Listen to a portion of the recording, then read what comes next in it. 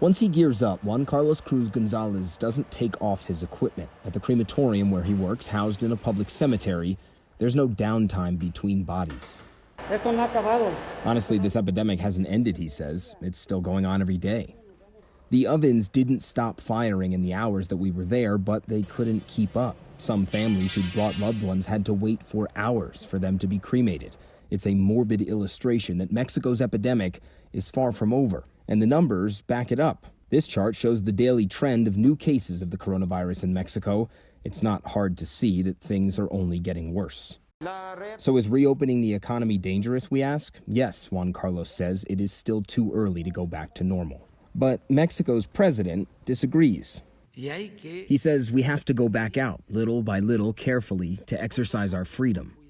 Mexico's economy is in dire straits, and López Obrador knows it, so he has backed a phased reopening plan that for most of the country started June 1st, sending hundreds of thousands back to work across different industries, and he has plenty of support.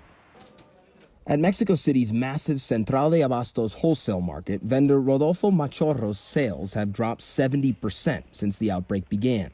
We want everyone to go back to normal, he says. Months of quarantine, it's too much. Mexico's death toll has more than doubled in just the last 3 weeks. A model from MIT predicts it could pass 50,000 by early August.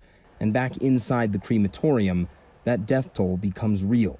Of the 5 bodies we saw brought in, 4 were likely COVID-19 related deaths.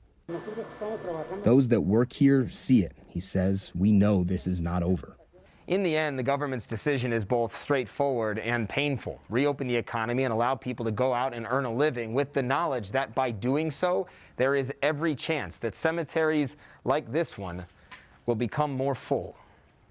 Matt Rivers, CNN, outside Mexico City.